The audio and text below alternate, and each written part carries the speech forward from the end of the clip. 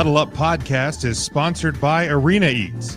Log on to the website arenaeats.app, that's arenaeats.app, for the ultimate fan experience. At your favorite sports venue, Arena Eats mobile app, pre-order, express pickup, and in-seat delivery. How do you place your order?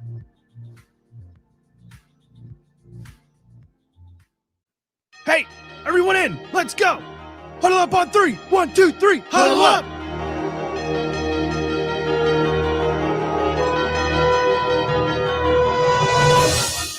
No one, and I mean no one, comes into our house and pushes us around. This is your game now, gentlemen.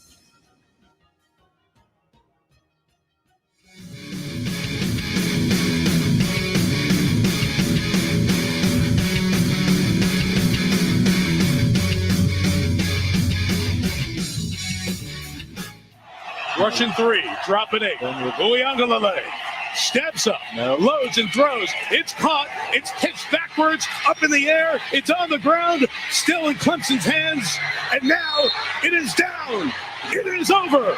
And the Irish have knocked off number 1 Clemson.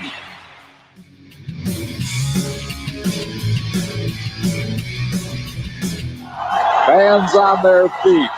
Rally towels are being waved. Brad Lidge stretches. The 0-2 pitch. Swing and a miss. Struck him out.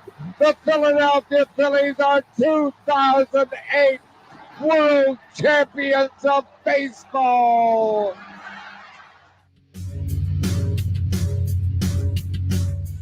Eller for the draw. And as the puck drops, the words that DC fans have been waiting to hear since 1974, the Washington Capitals are the 2018 Stanley Cup champions. And now, welcome everyone to the Huddle Up Podcast. We're not going to be fucking sucked this year. We're the Stanley Cup champions. Yeah! Hello, everyone. Welcome to Huddle Up Podcast. We are live Facebook, Twitter, and YouTube. It is Tuesday night, January the 12th. No, January the 19th. I forgot to change the date on my notes. Shows you how how prepared I am tonight. No, we are glad you are with us. Make sure you give the video a like and a share. Get as many people in here as possible. We'd appreciate that. And we are glad you can join us on another Tuesday night here as we march towards the end of the football season. We'll talk, of course, about divisional weekend this past weekend. Look forward to championship weekend. We'll talk a little bit about the first week that was in the National Hockey League. What was the same? What was different? But of course, got to get my brother Sean in here. Sean, how we doing this week? Oh, we're doing great, man. Living large down here in Tampa. One step closer to a Super Bowl down here. So no real catchy catchphrases on the billboards. Just go Buccaneers. Nothing really. Not like raise up or ride the lightning. You know, they used up all like the clever stuff on the Buccaneers. I don't think anybody I think it takes a few years to like trademark things, and nobody saw this whole Brady shenanigans happening like a few years back. So it's just go Bucks. You know, there's no. I feel like there's got to be something catchy pirate related in there. But yeah, just getting ready. I was doing my research for my this week in sports history, and I found one for tomorrow that you might enjoy.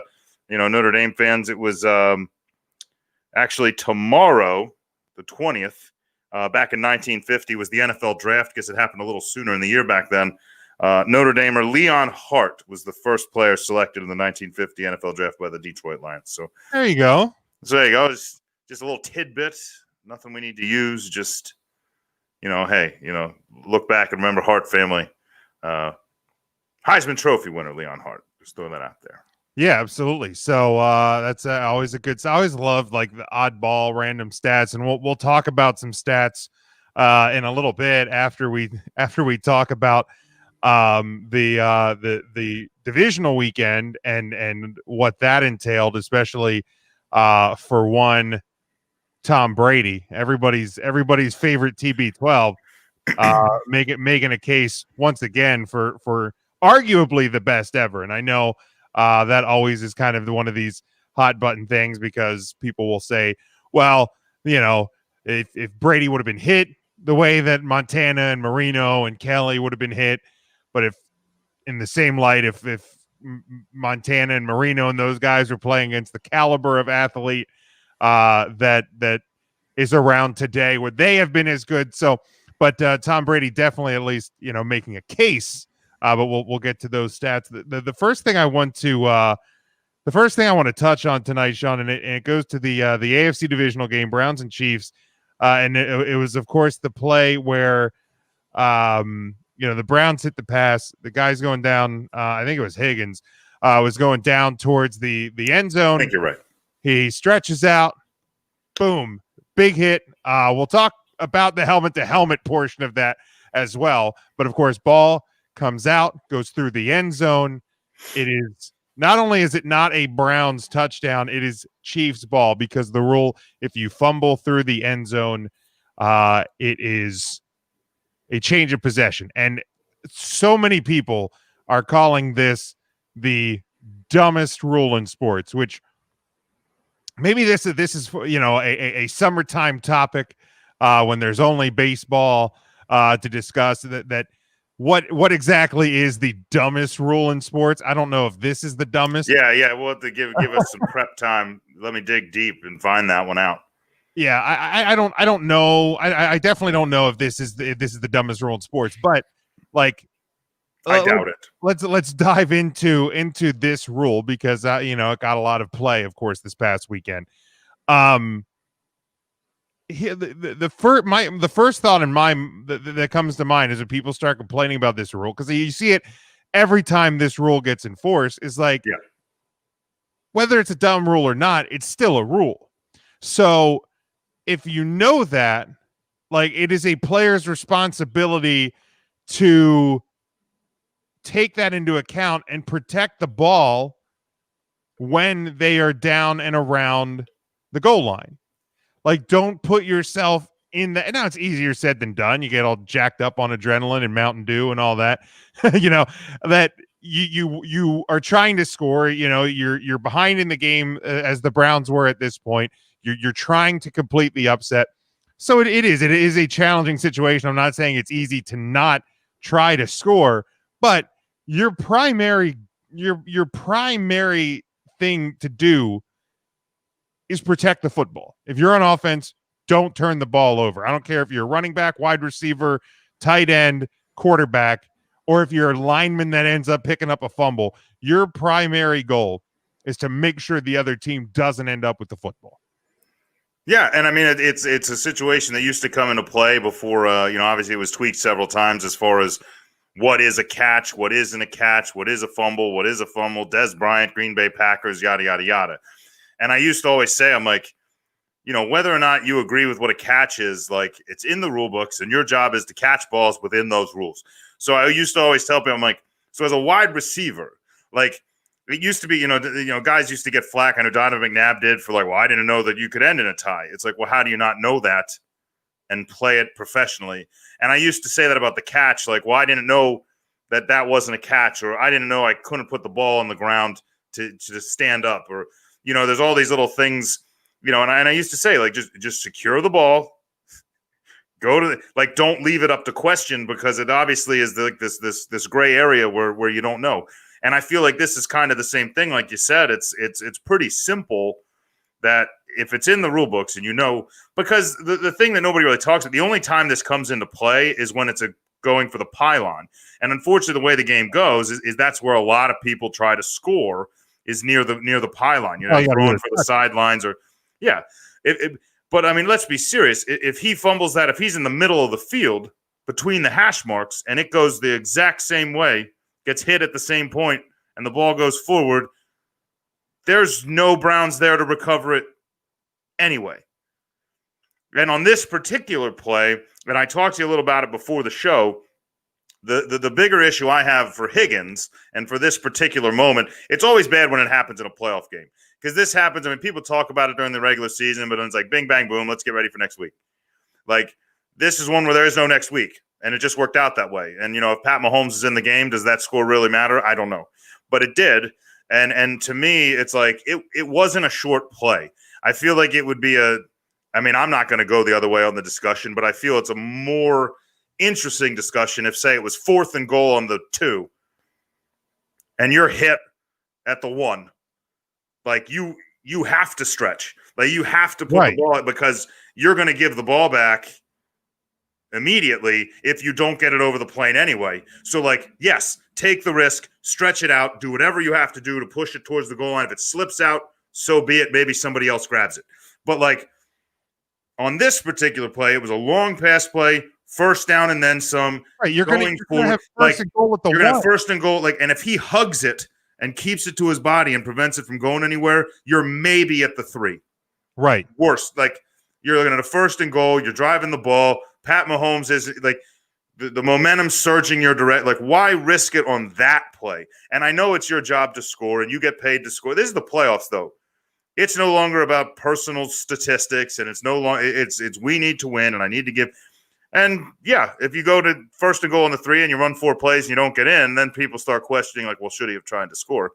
There's always somebody disappointed in something in hindsight. Hindsight's the most ridiculous argument ever. Like, well, yeah, but we know that it was well, of course we know now. Like, so like I never try to argue with people who only talk about hindsight. Like, well, we know now after the game. Like, well, yeah. Well, everybody does. I also know who I should have bet on before the game. But I bet on the wrong one.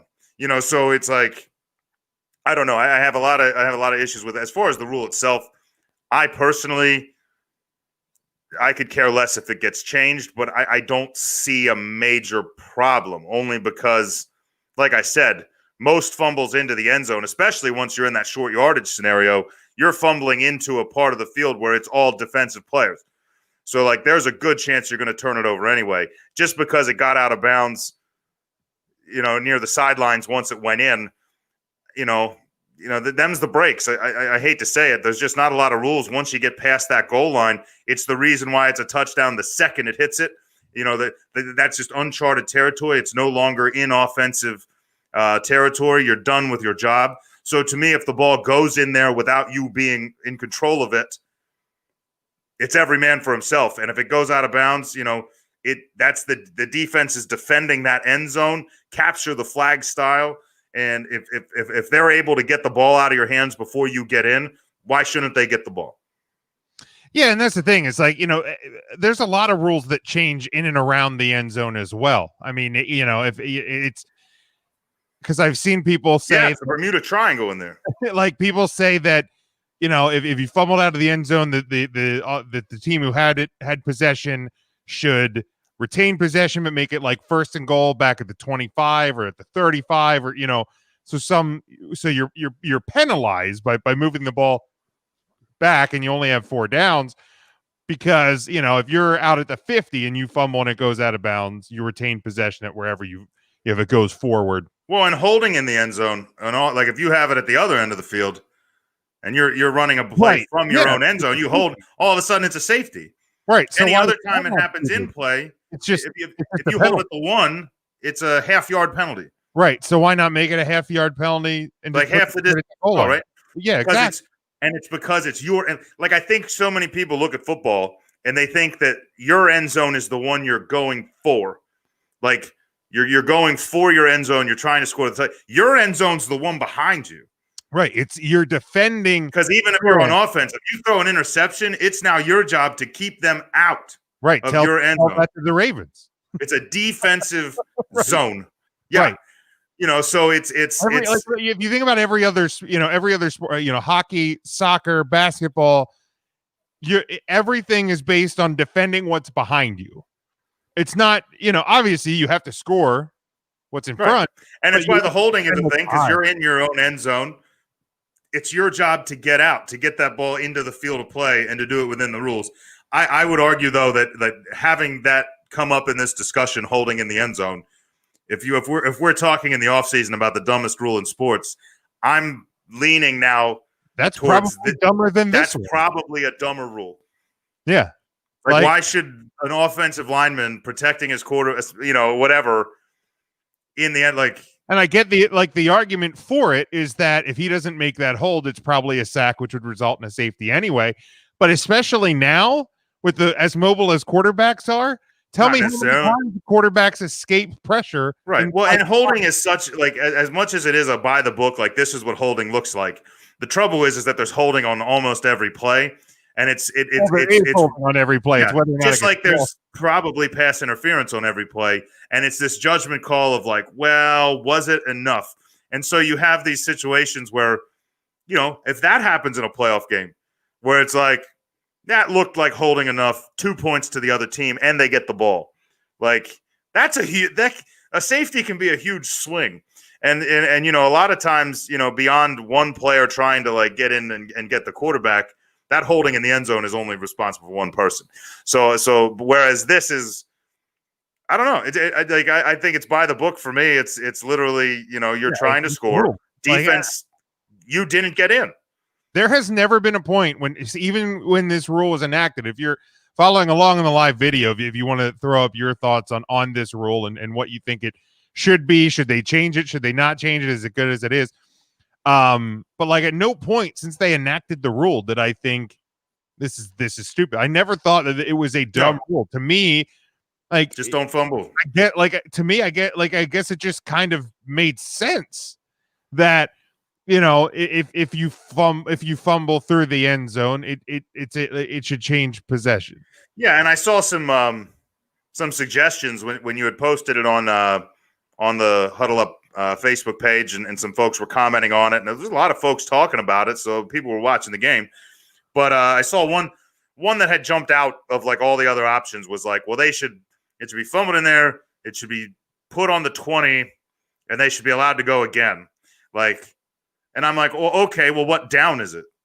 Like, if it was third down, because like it doesn't always work. Like, because what if you were inside the 20? Like you're at the 3, and it's fourth down or third down. Fourth down would be a change of possession anyway, so like that would go to the other team. But like, or would it? If you fumble out of the end zone, then is it still a loss of down? Like, that's my question.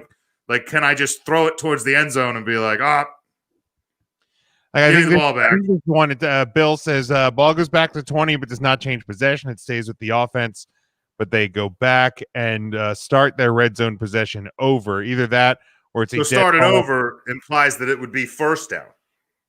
Like they would start over, and I'm like, and to me, like, and no offense to Bill, like if Bill's listening, feel free to comment and let us know what you meant. But like that seems ludicrous, especially in today's NFL. Like with the close, and it's always been the closer you get to the goal line, the less lanes there are. The defense has a lot of advantages inside the 10 and inside the 5 because you don't have as many places to be creative. And so to back today's offense is like a Pat Mahomes or a Russell Wilson, give them 20 yards of space after a mistake. Like you're just like shooting yourself in the foot. Like I don't know. I feel at very least it should be same down or loss of down if you're going to do anything close to that. Like Bill says, he says, red zone possession be start over. What if it wasn't a red zone possession? What if it was first? What if it was a 3rd and 15 from your own 47, and you hit a cross pass, and the defender just catches you down at the end zone, kind of like this one, right? Yeah. And so do you then get the ball 1st and 10 at the 20, or do you have to go back to the 47? Right, because Bill's solution, kind of implies that it's already been a red zone possession, that you've been in the red zone trying to score, and not every time. Most of these fumbles through the end zone happen in that scenario, but this one didn't. So it's like, okay, so and I see Jake's got the comment up here: keep the rule as is, or ball goes back to the previous spot with loss of down. Which to me, if you're going to change it, to me, that makes more sense. That would be more logical, but it's still illogical depending where the play comes. Because I mean, it would have been a big one on this one because it puts the Browns way back, and they lose the down. They may wind up not scoring even 3 on this. You should definitely lose the down. Like the team should not get a first down wherever the ball gets spotted. Like if it was 3rd down, and you fumbled out of bounds, it should then be 4th down. Right, and let's not forget that the rule as it stands isn't awarding the defense any points. Like, it's not like it's a safety. Literally a change of possession. You just turn the ball over. You know, I don't know. It just seems dumb to me that, like, if you're going to change that, because it's hard, especially in today's NFL, and we talk about it all the time, and I kind of alluded to it a few minutes ago. It's a very offensive league, and the defense has a lot stacked up against them with rules against hitting the quarterback. And can you hit them high? Can you hit them low? Can you hit a receiver after one step? Do you have to let him run past you and then chase him? Like, I feel there's a lot of rules against defensive backs and pass rushers, so as it is. And so to me, to take this, because this gives them one last shot to maybe get the ball back, you know, to force that ball free. And in my opinion, I don't see any reason the rules should change, and I don't see any reason it's going to. You know, the fact that it's not uncharted territory in playoffs, but it's fairly uncharted because it just doesn't happen that often, at least not on a play like this. And so to make a rule change based on one playoff game, I get it's a big game for a franchise that's been starved for a long time, but enjoy your one win. You put on a good effort. You wound up playing half a game against Chad Henne. Like, if you wanted any more chances than that, right? Like, you know, Godspeed. But yeah, Jim as here, much as Jim people here are comments on that, and not me, a different Jim. He says, I don't mind the rule at all. This big boy football played at the highest level. Protect that rock at all costs. I wouldn't change a thing. That's where I'm at. I'm with you. Like, I don't see any reason, you know, and I can see other sides and like why it's a thing, but like, you know, I mean, this is one where, you know, instead of complaining about, you know, take the Philly route. I mean, I know we you know, we'll complain about officiating here and there, but I can tell you one thing: if he plays for the Eagles, I'm all over him. Like, I'm yelling at Higgins on that play. Like, what are you doing? Like, the referees didn't screw up. The nope. Called it the right way. Went to the review. Call. Yep, they did exactly what they should have done. People big mad about a rule that will come up again every 5 to 10 years. I mean, this play happens now. It doesn't always happen in the playoffs. Like, this obviously is getting bigger attention because it happens in the playoffs. This is a rule that gets enforced, you know, it's a team that a lot of people were rooting for. Right. Like, there's a lot of people whining because, one, they were rooting for, and it can't even be that they were betting on them, because if you did, you covered. So, like, stop whining. Right. Like, some of us bet the Chiefs. and we watched Pat Mahomes drop like a fly and stumble off the field and realize that money was dead. Now, the other part to that play that is kind of a separate issue in and of itself is the Chiefs defender did a like lunging helmet to helmet hit that, like, by rule should have been called because it was the leading with the helmet thing. And, you know, Browns fans are mad that wasn't called, which, first off, in real time, nobody saw the helmet to helmet. No. And I watched it again right before the show. That official who's on Higgins' side. So he's not seeing helmet to helmet. He's also not looking at helmet to helmet. That official at that spot is looking to see if the ball is crossing the plane of the goal line. That's what that official's job is right there. So he's not seeing, nor should he be seeing, the helmet to helmet hit. Now, you know, in college, you have the rule, if it's, you know, a helmet to helmet targeting, what have you, they have the ability to go to review and call the penalty there.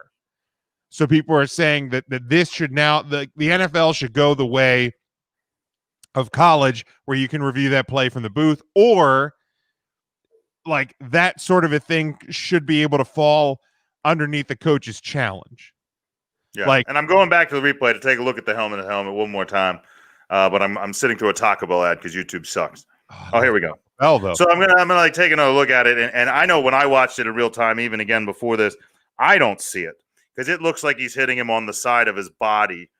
To me, and I know from the other angle you see it, but the issue is also like hitting with the helmet and leading with the helmet are two separate charges.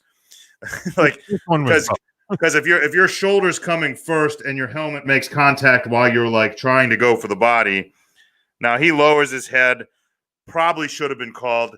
But again, like if they start watching for that and don't pay attention to the ball coming loose or something, and you make the wrong call there, it's even more detrimental. Well, I think that's where the argument is. Should something like the helmet to helmet be eligible under like a coach's challenge? And I'm watching it, and did the helmet hit? Yeah. Do I think that it was a malicious intent of lowering the head to hit him in the head? No. I do not think that's like I'm watching that just twice right now.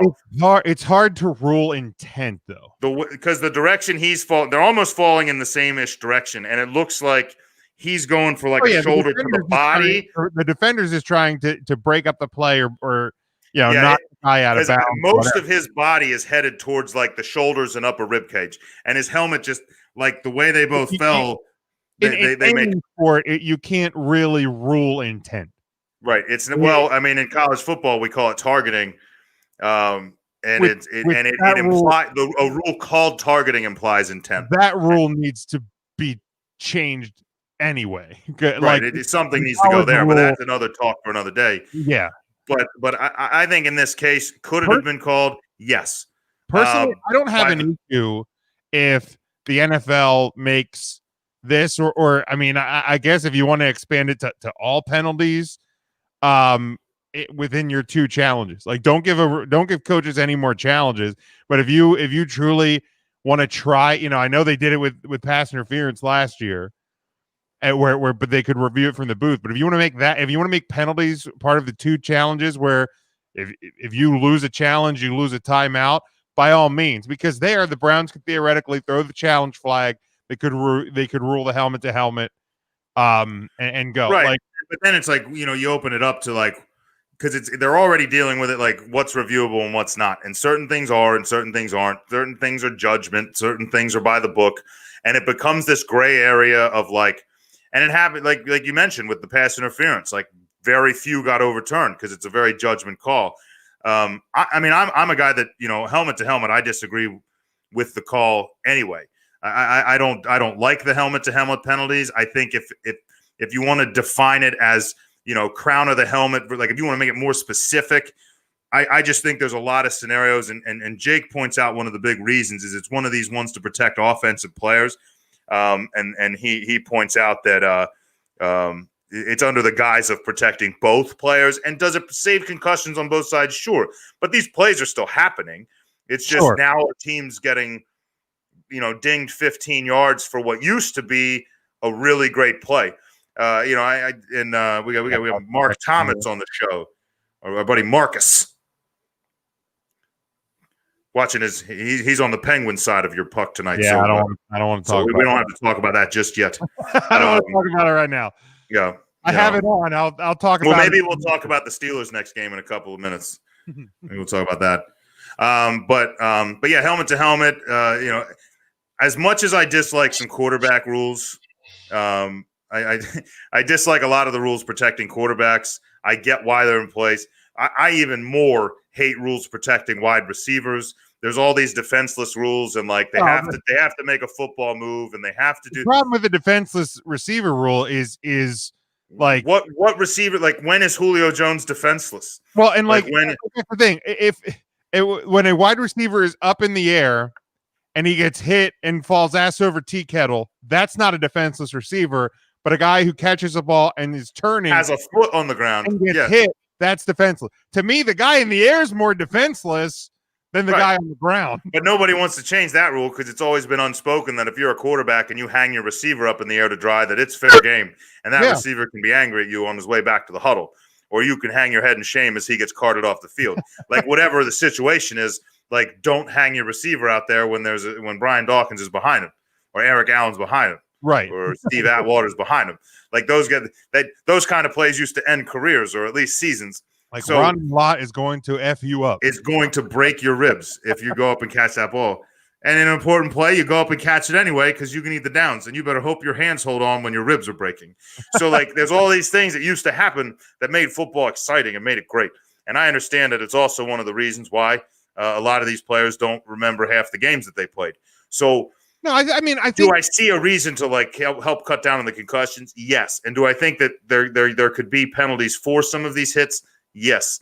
But I think you got to make it more specific, and you got to look at, in my opinion, there's enough judgment calls in sports. Decide if it was malicious. Decide if it looked like I'm going to spear you with my helmet. And if it didn't, if it looks like it was a coincidental helmet-to-helmet contact, even if it's direct, like if it looks like you were going one way, the receiver moved into the line of your hit, I don't think you should be penalized for that. So I have issues with that penalty as well. This play in the Browns game, to me, and I think it's what you're saying too, shouldn't necessarily fall in that helmet-to-helmet rule. In my perfect helmet-to-helmet rule, he's trying to play the ball. Now, if a guy's, and if a defender is just coming in hot on his feet, sees the guy coming and purposely lowers his head to blow that guy out, then that I think probably would fall into it a little bit more, because there's intent to lower the head there. Right. If you're diving to make a play, that's a little bit of a different story. And yeah, and I was just about to say this too. Offensive players can and do all the time, as Jake. Yeah, because at one point they had changed it where running backs could not.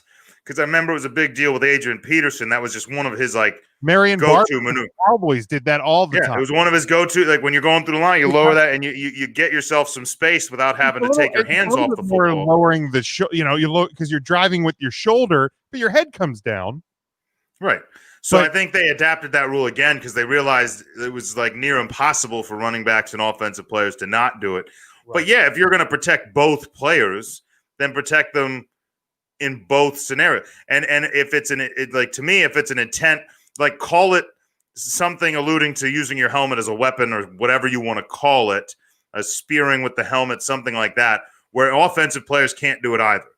Like an issue of to a certain degree, you can use the crown of your helmet, but you can't intentionally drive your head into somebody to with the intent to hurt or you have to find other ways to get them out of your way. So I don't know what the perfect answer is, and it would take me a lot of time to draw it up. And frankly, the NFL is not paying me near enough with my $0 salary to do that. If the NFL is listening, which I'm sure Goodell is, he listens to us all the time. We will gladly take a job with the NFL. Hit us up. Let us know. 1 week check, 1 month check, however long you want us to sit down and talk about this. We will present the idea to you in its perfect form. And if you don't like it, you can kiss my ass. But I'll make sure the check clears first. Right. But so let's take a look too from this past weekend, Sean. Of course, the Saints and the Buccaneers. A game that obviously near and dear to your heart down there, in Tampa Bay. We of course saw the what is likely the end of Drew Brees' career with the New Orleans. For now, yeah, it looks like it. And not the best way to go out. If he's going out this way, the fourth quarter threw a couple of interceptions there. We saw the trick play earlier in the game. Jameis Winston throws a touchdown pass. So I've seen a lot of people discussing, obviously Taysom Hill did not play. Was he actually hurt, or was he just a healthy scratch in this one? Well, they had been talking injury, and he definitely wasn't healthy. But a guy that plays like Taysom Hill is never going to be healthy. Right. I have a feeling that after the fumble last week, and what has become a problem, for Taysom Hill, and it's something that wasn't talked about through his first couple of starts. But I mean, you got a guy that's fumbled 6 or 7 times and only started 4 games. Most of those multiple fumbles coming in a few games. He had more fumbles than games in those 4. It's become a bit of a problem for him. It seems the more reps he had, it makes sense. When you're kind of I don't want to call him a gadget player. They'd like to believe he's a quarterback, and they're probably going to want to trade him or move him as such, whatever they're going to do. But I feel like it's become a problem, and I think any semblance of an injury that he may have had may have been embellished in order to just, I don't want to say save face. They may have made the decision to go with Winston anyway, and maybe they gave him the choice, it felt to me like, injury or not, they were probably going to put Winston too, especially with a trick play designed for him. And so maybe it was that scenario where they were like, hey man, we're just gonna, shut you down. But yeah, I mean, he was banged up. He was hurt even going into last week, and I think he had aggravated something. Was it on the play, fumbled? I don't know. Maybe they'll tell you that to make him feel better. Either way, he's got to learn to protect that football, especially if he's coming up on that goal line. Yeah, no doubt. So I've seen a lot of people saying that the Saints, once they were down, once they were from behind, should have made the switch to Jameis Winston, should have gotten Winston into the game more, because, I mean, you're watching this game, and as it's going on, and this hasn't just been a problem in this game, it's kind of been an ongoing problem for Drew Brees and the Saints this year, is Drew Brees just doesn't have quite the fire to get that ball downfield. And really that's what you had to do. That's really what you had to do in this game to because the Buccaneers defense knows that they can play tight in this game, and they're not going to be in a lot of trouble with what the Saints are presenting them. To me, I don't know if they should have put Jameis in completely bench Drew Brees. But the thing that kind of blew me away is, like, you have a guy, you pulled that trick play earlier. It worked brilliantly. You score. Why not do a couple of formations that way? Why not do, not necessarily a wildcat, but put Jameis out there in a wideout spot. Put him in the same way you've used Taysom Hill to at least cause a little bit of confusion, some questioning, something with that Buccaneers defense where they have to go, all right, is something coming here from the Saints? Like, to me, it kind of just got into this situation, and trust me, watching the Saints crumble at home is something that I will always enjoy. But to not do something to create some sort of question, some sort of look, was a little bit baffling for me from an offense that is generally fairly creative. Well, at least that's what they sell you on when they talk about Sean Payton. And I was going to point that out too. I think when you're known as kind of and I hate the term offensive guru because it's been so overused. It's a new league with new rules. Everyone's an offensive guru, so shut up. But he's supposed to be this inventive offensive mind. He's a guy that obviously has a Super Bowl under his belt. Has seemed to find answers when there aren't any answers. But to me, should they have put Jameis Winston in the game? Absolutely not. You're asking Drew Brees to close out his career with this game. We've seen quarterbacks before that are behind the eight, but it's not like that game score-wise. Maybe in the fourth quarter was out of hand. I still don't. I mean, there's only a couple of scores. I mean, there's a game that was tied at the half, and I mean, to tell Drew Brees that we don't think you can come back. If you tell your team that you don't have faith in Drew Brees at this point, then what faith do you have in the team as a whole? They all put you there. Michael Thomas was catching zero ball, which is, by the way, is incredibly annoying that he caught zero balls because it's one of the only things that sports radio is talking about down here. And I'm like, shut up. The guy didn't play for like a month and a half, comes back for a week, and you're a defensive, you're the stout defensive team because you shut down a receiver with one leg. Get the hell out of here. Currently, probably the best defense left in the NFL. Well, yeah, I was telling you that. I was talking about that with you the other day, that I think maybe this is a sign when you look at these four teams that, I've always been the defense wins championships. And don't get me wrong, if one of those top-tier defenses gets into this scenario now, then, yeah, I think that team is in a prime position to win a Super Bowl. And I see Jake pointing out Bills, and I think I told you when we were talking I think on the Bills' best defensive day, they're the best defense left. Haven't been playing. The trouble is I've seen such inconsistency, and even in the two games in the playoffs, drive to drive, quarter to quarter, it's looked hard for them to be at a top level. But I think that's as much of a bad play by Lamar Jackson than it is a great play by Buffalo's defense. Right, and I think that the farther you get in here, when you start looking at now, they may get a great treat and a chance to put up a defensive show if Chad Henne's the starter against them. Henne makes, the difference with Henne is he's not going to throw the bomb over your head, so it gives you some leeway.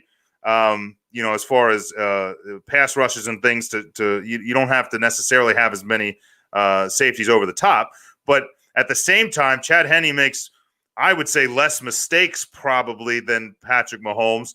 Mahomes plays a little bit more reckless of a style. It's just the style of football he plays, and it pays off 8 or 9 times out of 10, and it pays off real well. So you just kind of forgive the mistakes here and there. Henne knows that he doesn't have that luxury, like giving up a turnover every 1 or 2 times, or throwing a bad pass that could have been a first down.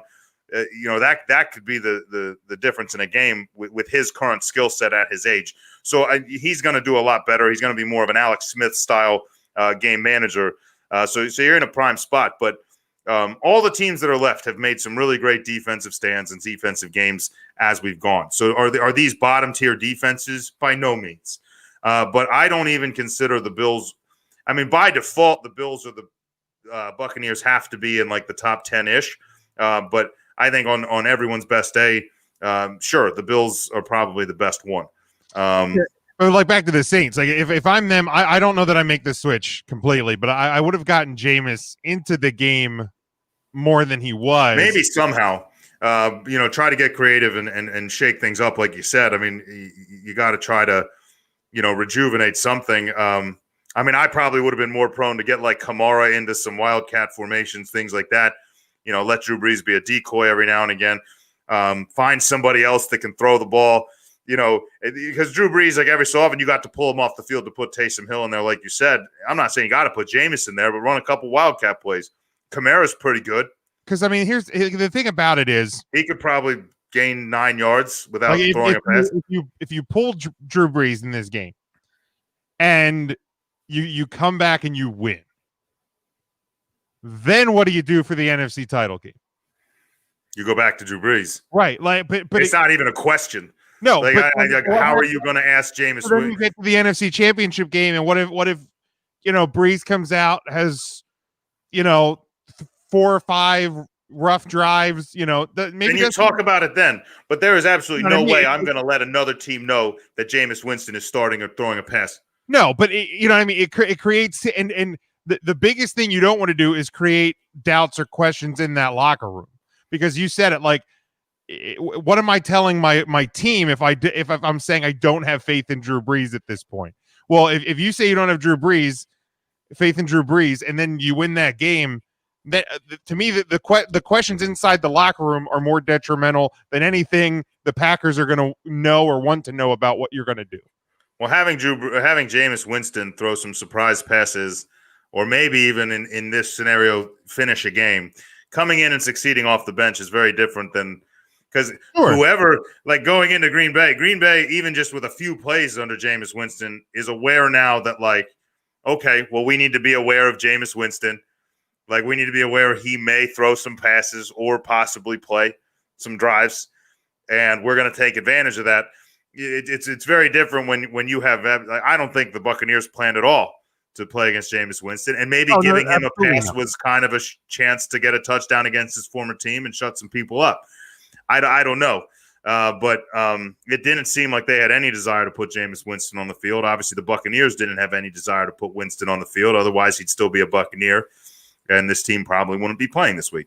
So I don't see a scenario. They seem to love Jameis Winston there. They seem to really love him in the locker room.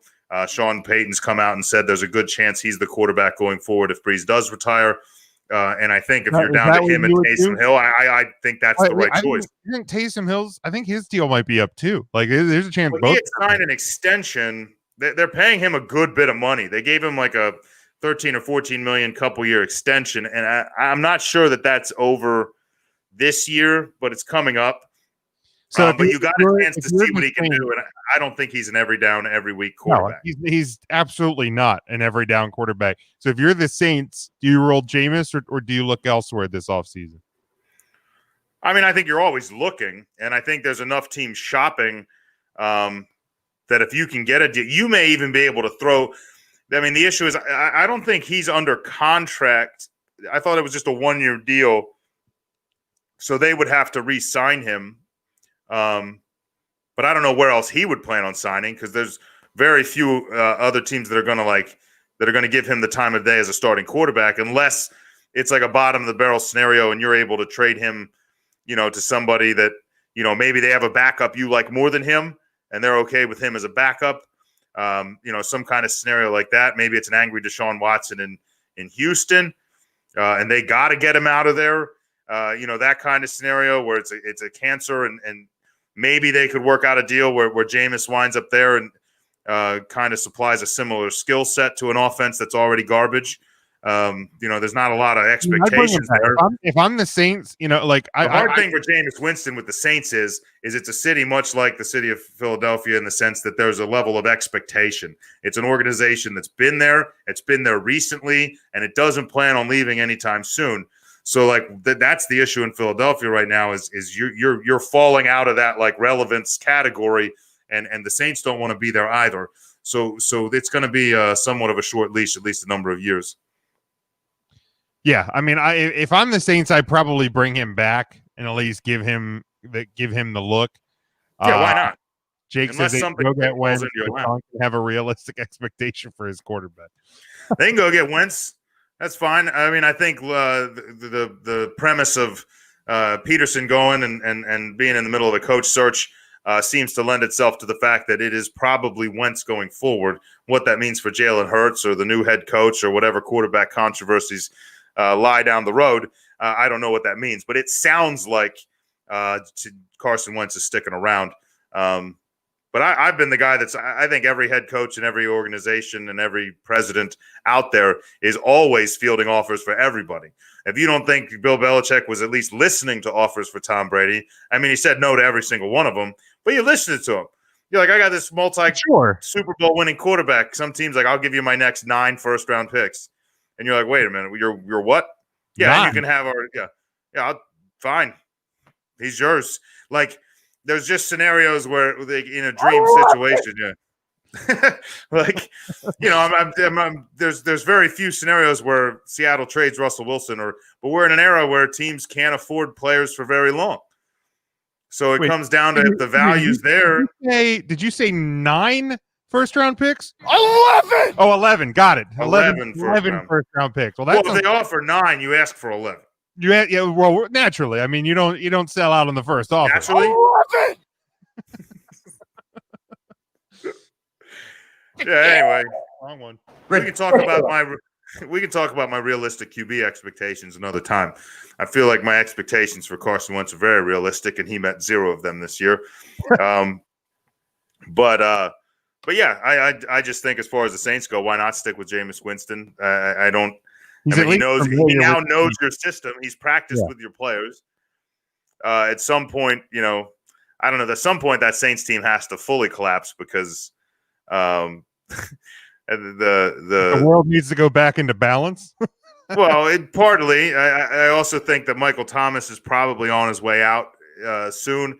It sounded like even despite his injuries this year, Marcus telling us the moron twins, he would know. It's just he's our distant second cousin. Most of your life in the city of Pittsburgh, you're going to know what a moron looks like. Anyway, give me the symbols on that. Give me something. Good. Thanks. It was a good moderate burn. I don't know why I chose to go at Pittsburgh instead of him directly, but we went there. Well, when you have it teed up, you might as well just drive it. So let's pause here. Let's hear from our sponsor. When we come back, we're going to talk about arguably the greatest quarterback of all time. We're going to preview championship weekend. So stick with us here on Huddle Up Podcast. Give us a like, give us a share, get people in here, and we'll be right back. After these messages, we'll be right back.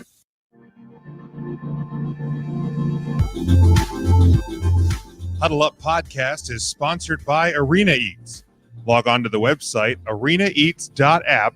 That's arenaeats.app For the ultimate fan experience at your favorite sports venue, Arena Eats mobile app, pre-order, express pickup, and in-seat delivery. How do you place your order?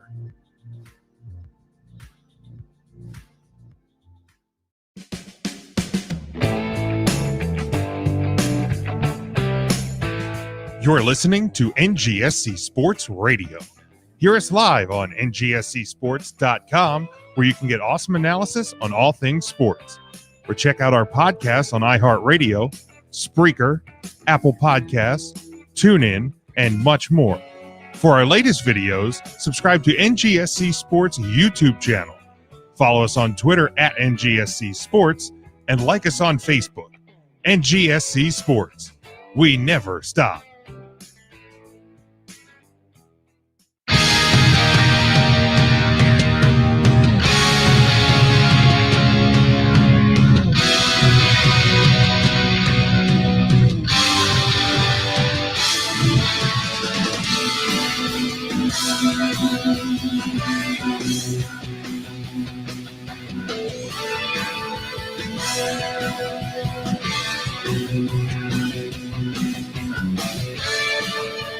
Welcome back, Huddle Up Podcast. We are live, Facebook, Twitter, and YouTube. Make sure you give us a like and a share.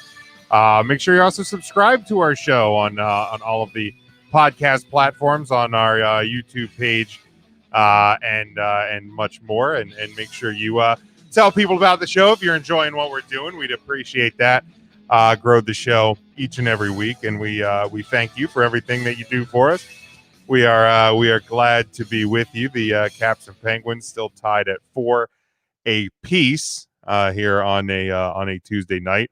What's that Flyers score, Sean? Do you know? Are they? They're 1-0 Flyers. They connect me, put one in with 2 minutes to go in the second. Have had a pretty energetic and productive third period thus far. Just no goals to show for it. So. Here's hoping they get at least one more, especially for those that happen to take the Flyers at 1 and a hook. Like you, maybe? I mean, I'm not going to confirm or deny those allegations, but either way, I'm sure there's a lot of folks rooting for an empty net or a late game goal here. At this point, I'll take the 1-0, though. Last thing I want is to come out of a Pittsburgh series 2-0 and come out of a Sabres series 2-2. Well, I know the feeling, but kind of the other way around. The Caps came out of Buffalo 2-0, and depending what happens the next M53, they could be 2-2 coming out of. Yeah, this is just one of those teams that I think if you're going to vie for the top, this is one of the teams you need to win more games against than lose. Just because they're those bottom of the barrel teams, you can't let them take half the games you play them. You're going to fall too far behind. And unfortunately, in our division, there's not a ton of. There's no room. Those bottom barrel teams. It's Buffalo.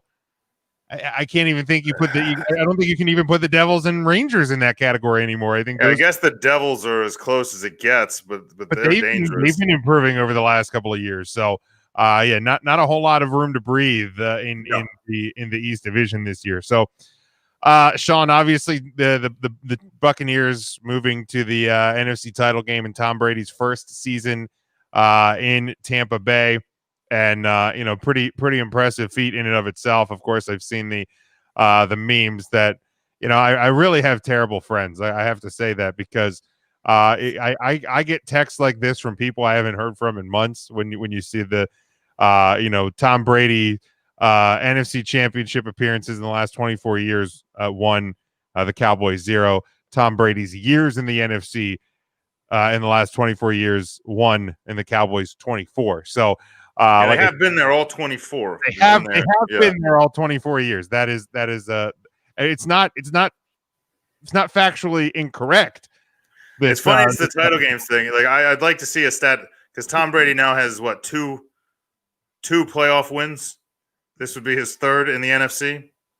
Yeah. I don't know how many the Cowboys have in that stretch, but it can't be many. Let's get some of the stats, Sean, because I've seen these are from various accounts. But this is his 14th conference title game in 19 healthy seasons as a starter. By the way, how ridiculous would it have been to make a bet his rookie year?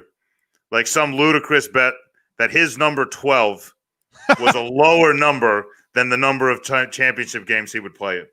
Right. Like, from a guy that coming in off the bench as a 6th-round pick for Drew Bledsoe. I mean, just it's unbelievable. It's make that bet on his first drive. You'd be a ridiculous quadrillionaire. The next closest quarterbacks for conference title games are 7. Yeah. Steve Young, Joe Montana, Roger Staubach have been in 7. Tom Brady has been in 14. In 19 years as a healthy starter. He's missed 5 conference title games, not playoffs. And I was gonna say, and he has another year where he probably would have been there had he not hurt himself. Had his leg not exploded. Yeah, it's crazy. We have a Flyers goal, 2-0 Flyers. There you go. He has more playoff wins than all but 5 NFL franchises. Tom Brady. More playoff wins than 27 or all but 5. So there's all but 5 NFL franchises. So yeah, more than 27 franchises. So 27 franchises in the NFL have less playoff wins as a team in their history. Now, granted, you have Tom Brady, Texans, Panthers. Oh, that doesn't matter. But that's still because that's only like that's maybe 10 teams that you could be like, okay, well, they haven't been in the league very long. Right. Like the Lions. Like, I'm sure the Lions are one of those teams that he has more. Those poor Lions have been around for 100 years. Pardon my language. It's okay. Anytime you hear the Lions, it's like, oh God, you poor saps. I just feel bad. I just feel bad for. What's amazing about Lions fans, and I'll say it Browns fans too. It's baffling because you just watch this and they're like, you could just give them away, and they're like, no, absolutely not. Like, I would die if I didn't get to watch them, and I'm like, you die when you do watch them. You die every minute of every time you watch them. I joked the last couple of seasons while I watched the Cowboys. I die inside watching the Lions play football. Where the Cowboys have like just squandered opportunities and made poor. And I'm like, man, like I would love to like for a couple of years to like adopt a team until like Jerry Jones isn't the owner, general manager anymore. And somebody go, well, you could be a Browns fan. I'm like, why would I go to another team where I know I'm going to be disappointed? If I'm going to leave my house. Actually, if you're a Browns fan at this point, are you disappointed? Somehow they still are, Sean. Somehow it's like Jets. Like the Lions. Do you think the Lions are a disappointment to Lions fans? They win like 6 games, and the Lions are, hey, we saw 6 wins this year. Well, like somehow Browns fans think that every year is going to be different. Somehow Jets fans think that. But I'm like, if I'm going to leave my house, Jets fans lie to themselves. There's no way you could possibly think. Why am I going to go to a worse house than I live in if I'm going to leave my house? I don't know. Maybe the view. I don't know. There's something going on. Ain't any better. The view's I don't know. All right. Continuing on these stats, he is 1 win away if he wins this week, being his 10th Super Bowl. His 10th Super Bowl. 10. And if he would get to another one after that, it would be 11. Well played. Jake says Broncos are accepting applications. I mean, they've won. Rockies are nice. They've won 2 Super Bowls more recently than my Cowboys have, so I can't really make fun of them on that one. Tom Brady has beaten 18 different teams in the postseason. That's more than half the league. Like there's 18 different teams. Now let's different. Now that he's beaten 18 different teams, let's not forget that he played the whole thing in the AFC.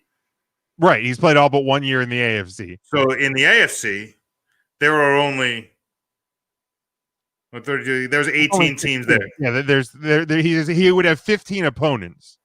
Right. In the AFC. And think about the number of years they played 16, not 18. I'm good at math. Right. But you would only have 15 opponents because you play for one of those teams.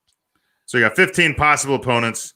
Plus the teams you played in the Super Bowl, so you do most of his the number runs, of times we saw him against.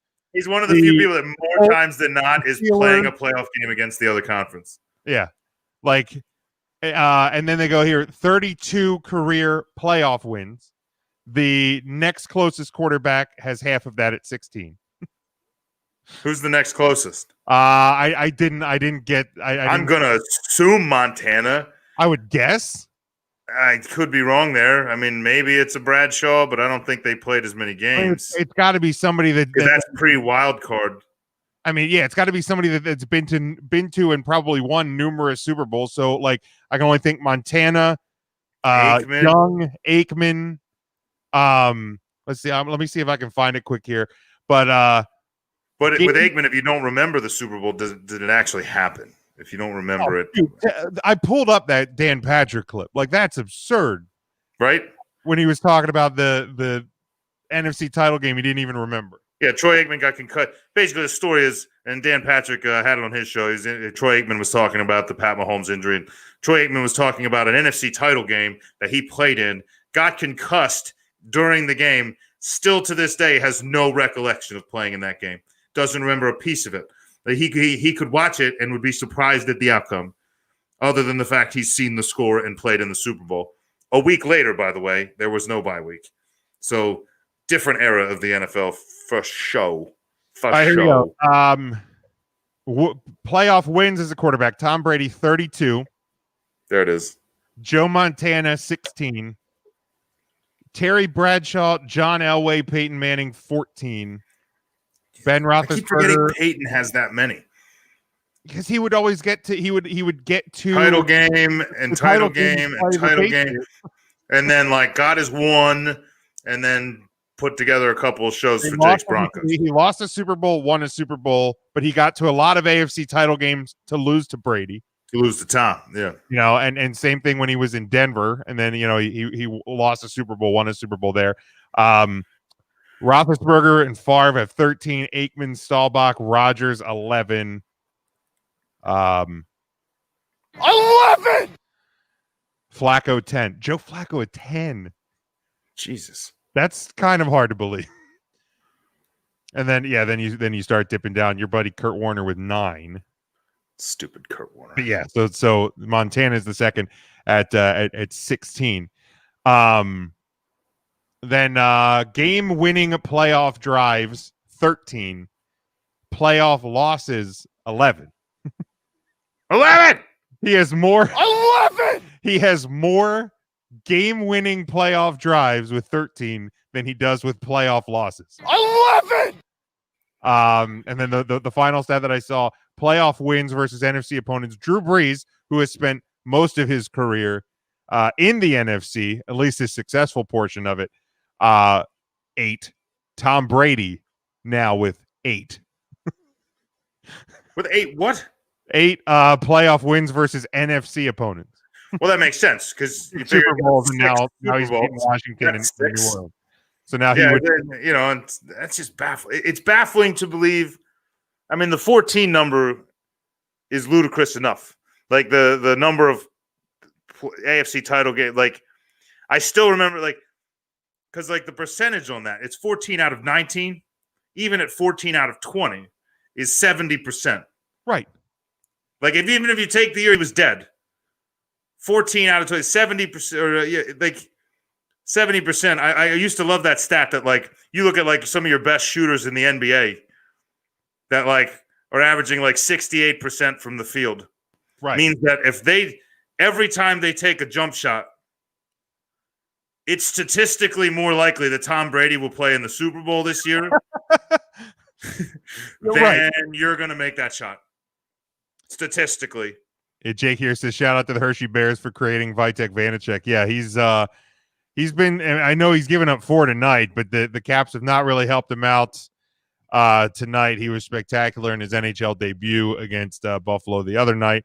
So he has 22 saves, but some of them have been absolutely incredible. 22 saves, barely more than the number of title games Tom Brady's played in. Yeah. But so the question comes up, and some people we got an empty net goal in Philadelphia, 3-0 Flyers. There you go. So if you made that bet, good for you. Good job. Good job. Smart play, especially if you took the same bet yesterday and got hosed on it. Maybe made some of that back. Good job for those folks. But I've seen Jake says, good for you, Sean. Day 1 and 2 in the history of my life betting on NHL hockey. It's excruciating. Probably the last 2 days. But I've seen, never. Seen people discuss it, the conversation, because like when I posted about just some of Brady's absurd numbers, of course, like then the question starts coming up of like best ever, is he the best ever? This is why he's not the best ever. Yes. And like to me, yes. And because I don't usually like the best ever arguments, like whenever you talk about like Gretzky Lemieux or LeBron Michael or Kobe and then you bring up like Brady versus Montana Marino. Like to me, like I don't like him because the era's changed so much, and the argument against Brady as the best ever is that they're saying, well, obviously right now, and we've talked about it at times, is the league is set up to protect quarterbacks, and it's easier to play offense. So like, would Brady have survived getting hit as hard as he would? But like in the same time, in today's NFL, the defensive schemes are a lot harder. The caliber of athlete that is playing in the NFL right now far exceeds what was playing when Joe Montana was quarterback. I mean, you had guys that like would go to the locker room and smoke cigarettes and cigars and drink beer like at halftime. So like, these guys now are like sleeping in hyperbolic chambers to make sure that they're like at 110%, this week versus next week. So like, yeah, it's the Caps and Pens going to overtime and to regulation in Pittsburgh. So like, and like Jake here says he played in both there. It's like, yeah, Brady came in. That's a huge point. Is Tom Brady started his career in an era that was very defensive. Absolutely. And it was very run, like it was still a very run friendly league, and it was a league that had a lot of high caliber rushers, and he did a lot of it with a good running game. 20 years. Go back 20 years and look at the NFL. Yeah, it's absurd. The number of differences now. 4 years removed from when the Cowboys last Brian Elliott. Brian Elliott. Shout out to Brian Elliott right now for pitching a shutout in his first start of the year. Nice job, Moose. But like 4 years removed from when it was really the Emmitt Smith show in Dallas. When it was that show in the entire league. The 90s, when you look at the 90s, the 90s were a league that was the other way, where the rules were very in favor. Like, it was hard to get away with passing because, guys were dying out there, and the rules were very friendly as far as, hit them. What you were allowed to do in the running game. There was a lot of things that running backs were getting away with they can't now, and you just had these bell cows that would just carry the ball the entire time. Yeah. And that's why like a lot of your arguably best running backs came out of that late 80s, early 90s era of just hammering the rock. But, and like I get people don't want to love Tom Brady. I get it, and we've gone over the stats. Chances are for most NFL fans, regardless of what side of the league you're on, AFC, NFC, Tom's probably hurt you at some point. I'm a Cowboys fan. He has not hurt me because we have not made it to the Super Bowl. You've never made it to a point for him to hurt you. The Cowboys have probably played very few games against Tom Brady, even in the regular season. They've never, fortunately for Dallas, never played him in the playoffs. So the Tom's never hurt me. So I've never had to hate Tom. And remember that Tom Brady hurt the Eagles with Donovan McNabb. But let's not forget that one of those failures. He may have cut us, but we came back and cut him. You did. And that's what really matters.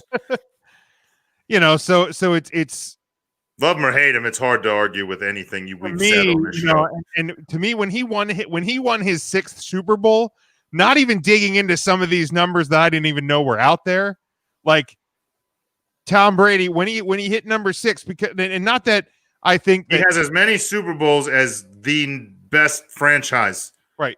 Pittsburgh has Super Bowls. Tom Brady has 6. Which is why he's not going to stop till he has 7. I think he's going to walk with more Super Bowls than any franchise has, and I think he knows it, and he can play enough years to probably pull it off. There's points this year, especially over the last month, where he has looked better than he has in the last few seasons, which is crazy. Like he's just heating up, and like rings aren't the only argument because, and Not I always for me, go, bro. No, absolutely. I always go back to like if But they rings help. were the argument, then Trent Dilfer and Joe Flacco are a better quarterback than Dan Marino and Jim Kelly, which just isn't true. Rings are a good tiebreaker. like if you got a couple guys that are like real good, especially once you start getting into multiples. But like when winning you start one, talking like, well, I've got six, you're like, but I can't and I guess Jake is not a Tom Brady guy, but like to me, I don't think that there is an argument to be well, made. he also said he's the damn GOAT. it, Penguins, Get out of here! You gotta be shitting me. I hate the fucking team. But there's not an argument. There's not an argument to be made that Tom Brady isn't the best. There just isn't to me. Yeah, I mean, the only argument you're going to make is like in my opinion, from a game to game and a play to play, like, do I think he's rolling his eyes at your Eagles comment? Right. Do I think that there are better field general like because if you ask me, I'm going to build like we're starting their careers. I'm going to build a franchise. We're going to pretend the NFL, doesn't already have these teams in place in the coaching staff, and I got to pick like Peyton Manning or Tom Brady. Like I still am a guy that thinks like if I'm putting somebody on the field for my franchise at his prime, I want Peyton Manning.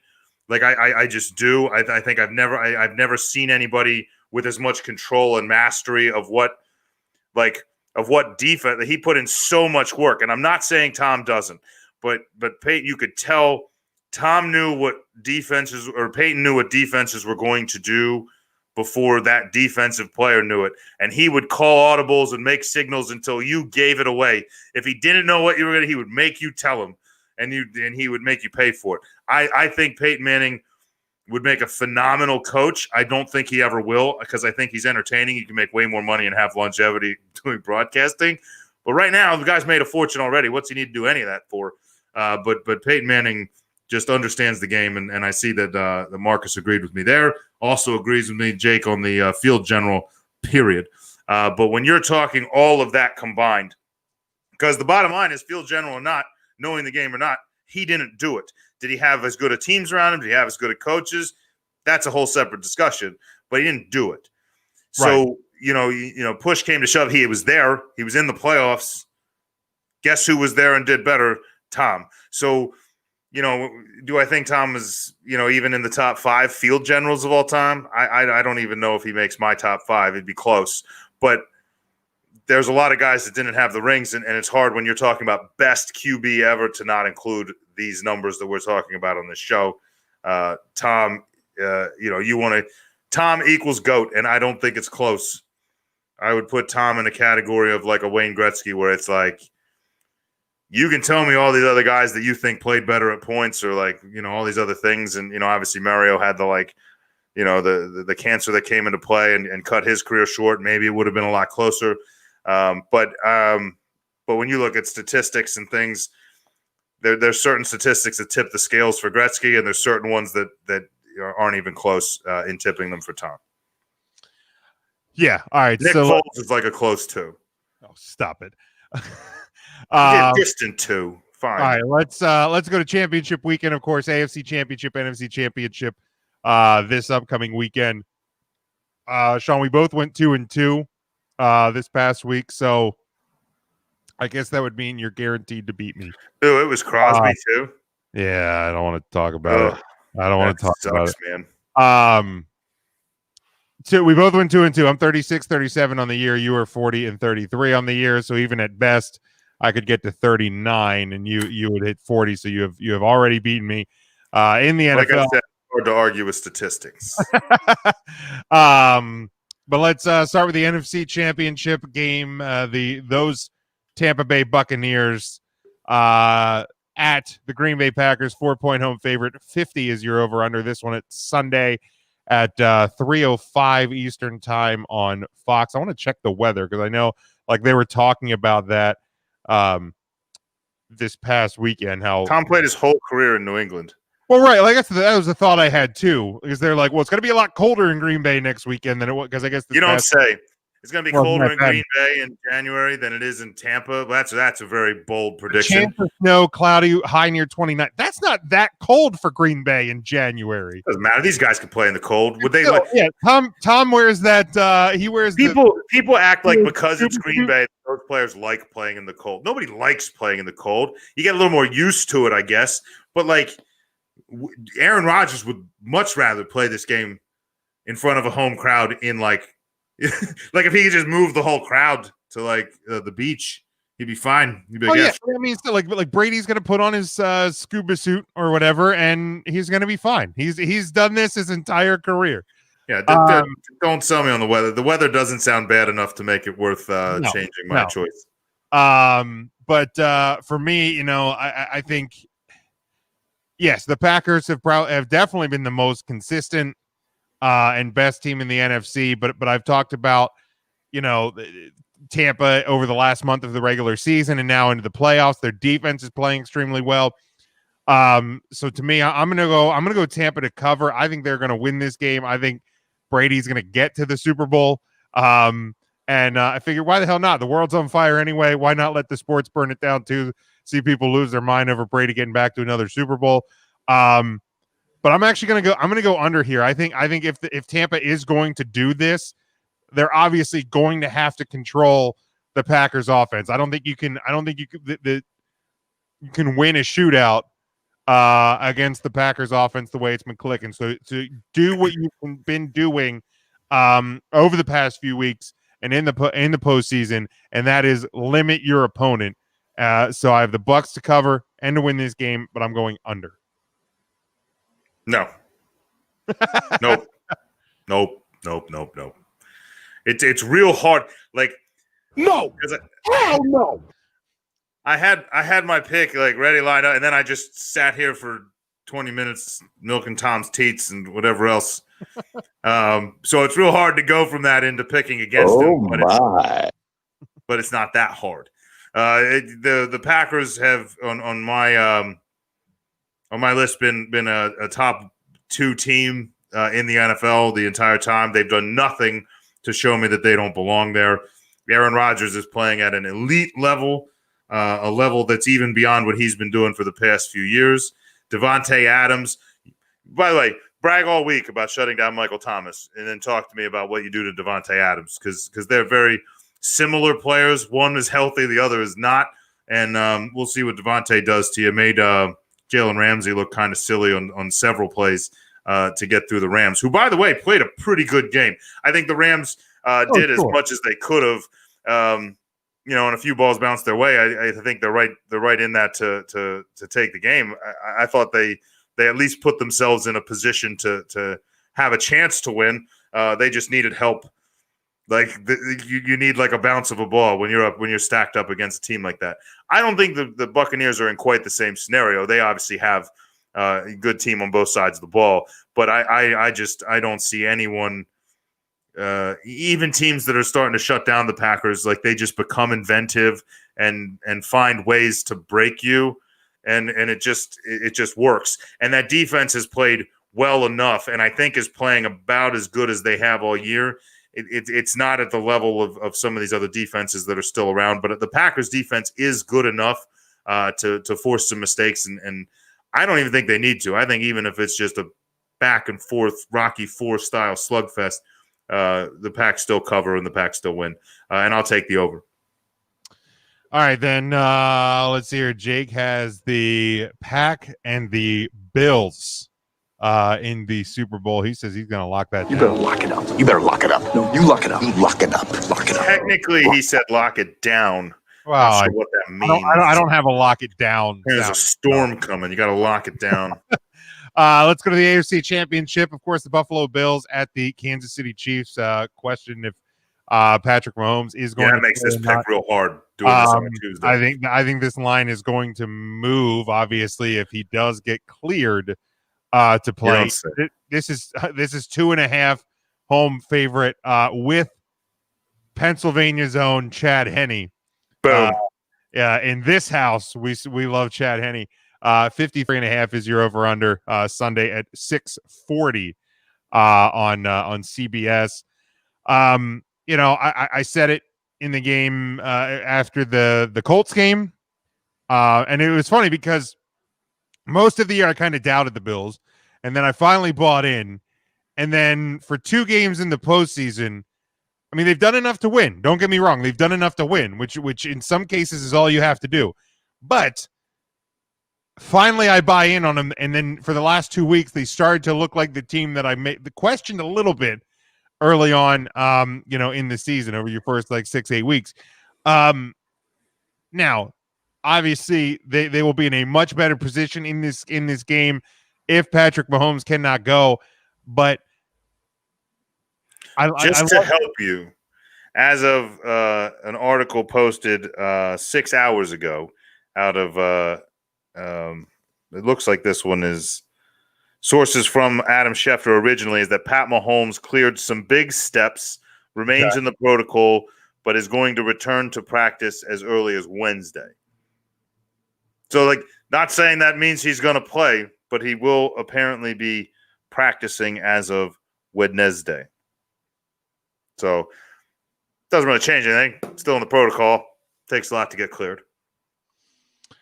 Sure. So I mean, it's looking a little bit more likely that he's probably going to go if he's close to healthy. He's going to go. There's not a question there.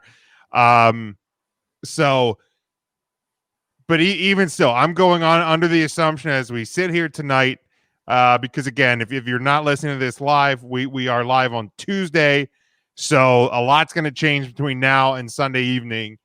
But even with the with Chad Henne, I just like this Chiefs team more. I mean, first off, Andy Reid and that coaching staff clearly not afraid to show how big their balls are, even with Chad Henne under center. No. You go to that out there, put him in the wheelbarrow. He's standing there in shotgun, and I'm like, okay, they're going to try and get the Browns to jump, and then they're going to either call a timeout or take the delay of game and then punt. And sure enough, they snapped it. They ran that play. Nothing the Browns could do in that situation. So like, there's a degree of faith there. I mean, like, yes, Chad Henne is basically a career backup. I know he started a little bit in Miami. He started a little bit in Jacksonville. But like, you don't spend, 10 plus years in the NFL if you're not good enough, to be a capable backup. So like, you could do a lot worse if you have to roll with Chad Henne for this game. It's going to be up to the defense. It's going to, the Bills don't have a run game, so you just have to limit Stephon Diggs. I like Honey Badger's ability to make some plays in that secondary. So I'm going with the Chiefs, whether it's Patrick Mahomes or Chad Henne under center. I'm going the Chiefs to cover and to make it back to the Super Bowl again. I'm going to go over either way because, I mean, the Bills are going to score points, so the Chiefs are going to have to do it as well. Yeah, I don't know how to handle this, but I pretty much agree with everything you said. I think I kind of agree with Jake. I think if there's ever been a time where we maybe bend the rules on some concussion protocol, at least some late stages of it, this may be the time. I feel like the league needs Patrick Mahomes more than they don't need him to survive, and people aren't going to not watch it if he doesn't play. They may watch it even more if he doesn't, but he's the guy bringing the young kids in. He's the guy bringing people to the TV. He's the guy selling the shirts. So I feel like it's kind of one of those scenarios where the league may secretly or not so secretly bend some rules. But I'm with you. Chad Henne, Pat Mahomes, huge difference, but it is it's my coach. It's my coach. Big Red, Andy Reid, only coach ever to host 3 consecutive championship games in both the NFC and the AFC. Not too shabby. Instant Hall of Famer when he's eligible. One of the best of all time. Unfortunately, not even probably the best of his generation, only because the guy up in New England keeps winning goddamn Super Bowls. But again, right, like we talked about championships being a tiebreaker. Rings scenario again. Andy Reid's one of the best game day coaches I've seen. He's one of the best halftime adjusters I've seen. And I think whatever scenario he's in, he always puts his team in a position to win. And I think that it's going to be a lot of pressure for Buffalo to go out there. You don't have the Mafia in the stands behind you. Don't get me wrong. There's probably going to be a few of them there. And if they're not there, they're going to be in the parking lot throwing snowballs or whatever else is out there. Lighting tables on fire. Breaking tables, lighting things on fire. That's exactly what's going to happen outside the stadium. But inside, it's going to be a very different ball game. I think that there's a lot of pressure on them, much like the Browns, where it's like, you're finally here. Don't screw this up. That kind of, it's hard when you're a team that hasn't had success in a long time to start having success. You kind of need to get close and have a speed bump. This is a big speed bump. I like the Chiefs. I like the over. I'm with you on both counts. And I'm going to lock it up. You better lock it up. You better lock it up. No, you lock it up. You lock it up. Lock it up. Lock it up. Should have locked up the Packers, but it didn't seem fair. I didn't I didn't feel confident either way. I should have locked up Brady because I've always been a Brady defender, as much as people don't like him. I've always liked to defend him. But so there it is. We will find out this weekend who is going to play in the Super Bowl.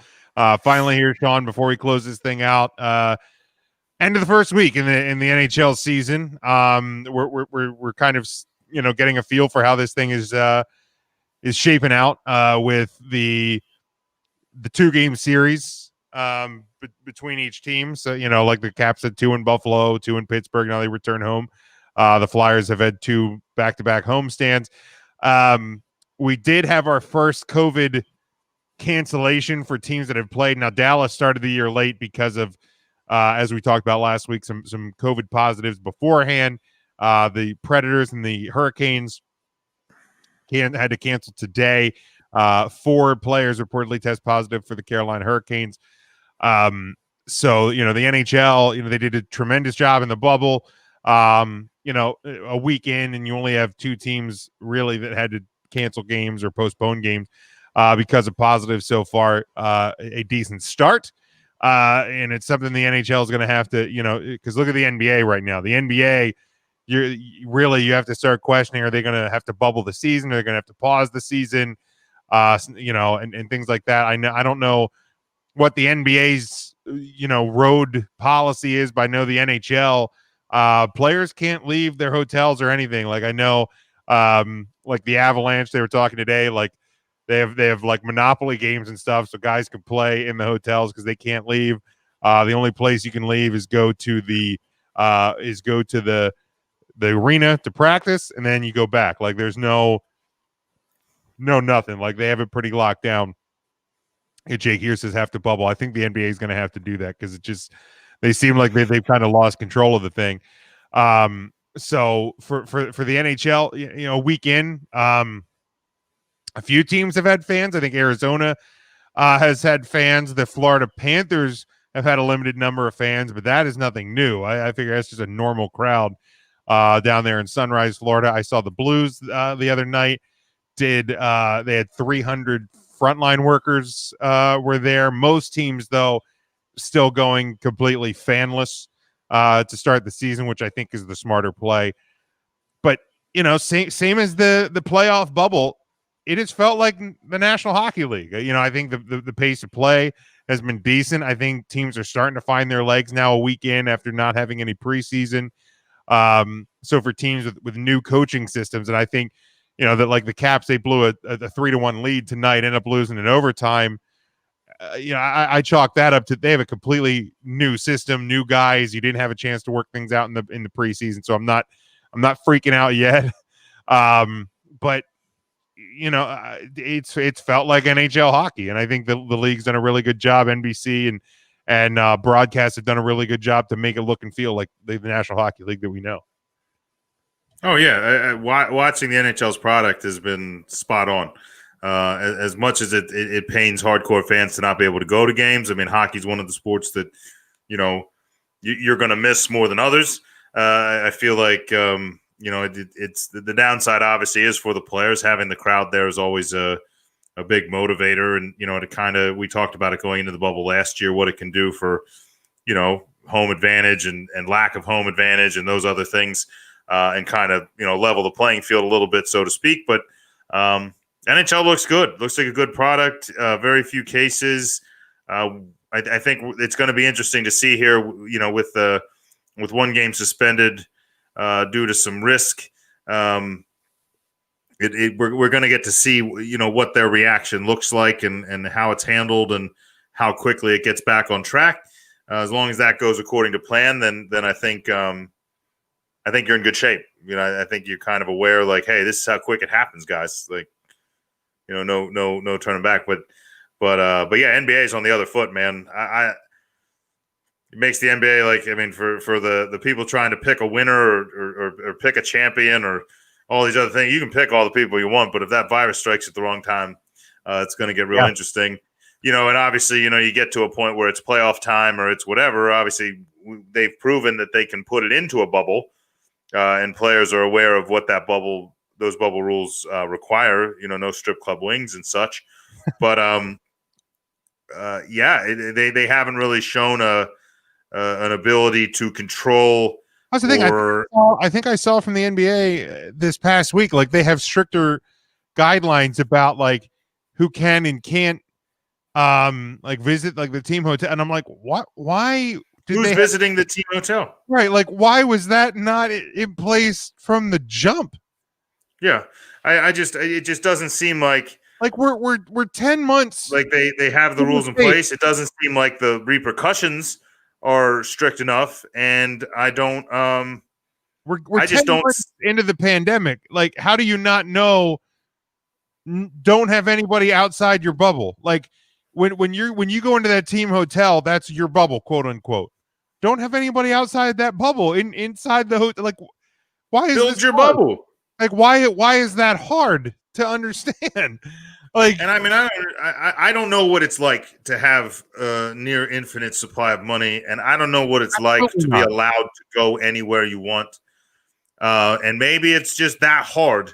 Maybe it's like the spoiled kid that like finally goes somewhere and they're like, you're not allowed to do what you want anymore. And they're like, they just throw tantrums. Maybe that's what it is. Maybe they try to sneak around.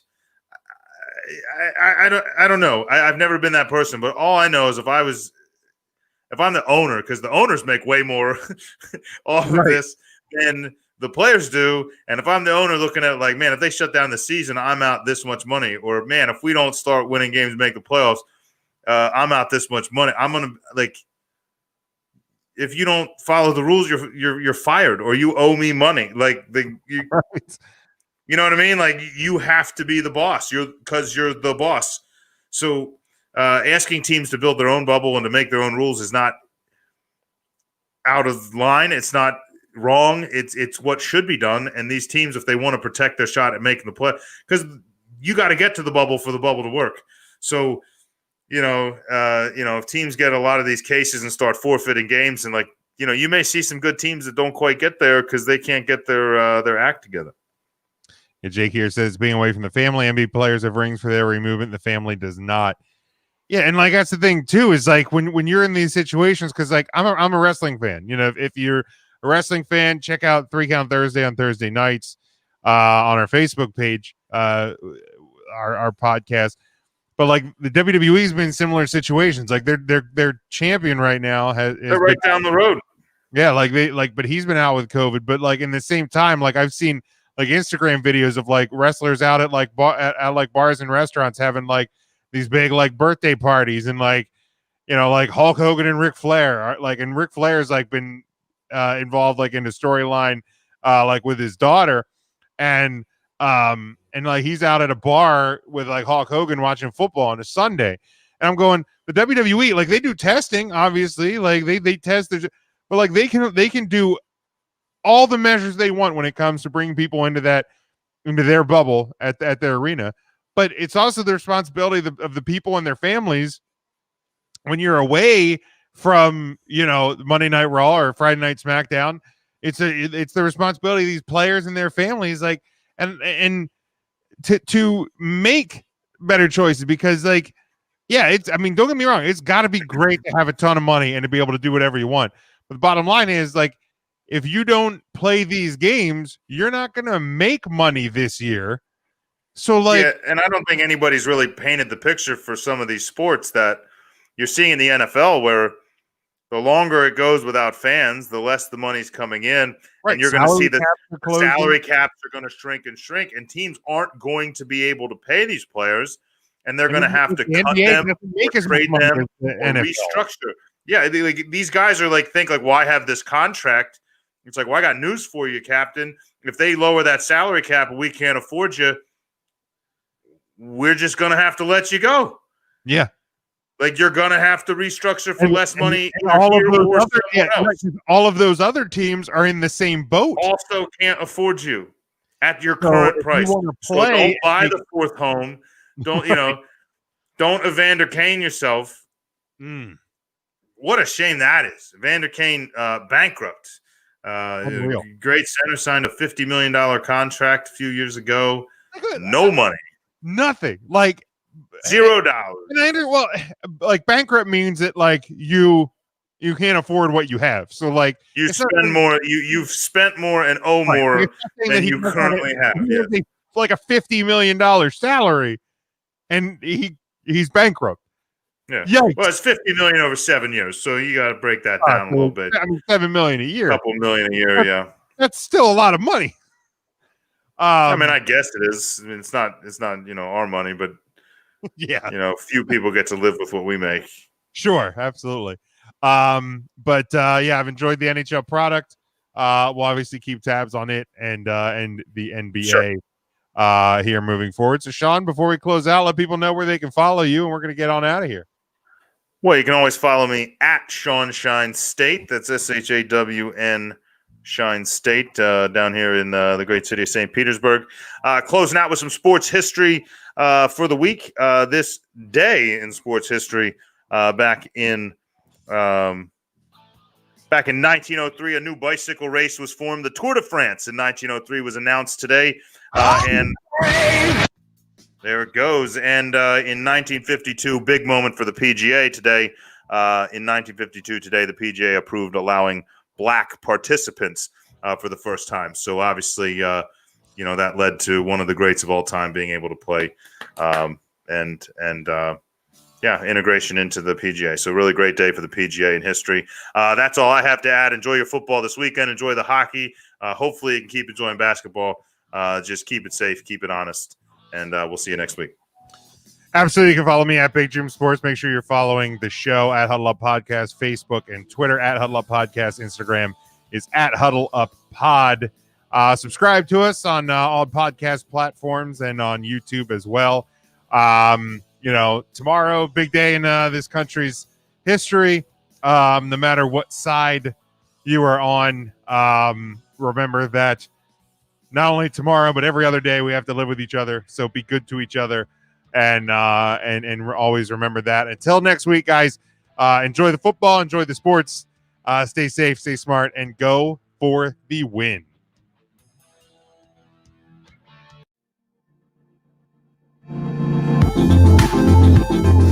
Huddle Up Podcast is sponsored by Arena Eats. Log on to the website arenaeats.app, that's arenaeats.app, for the ultimate fan experience.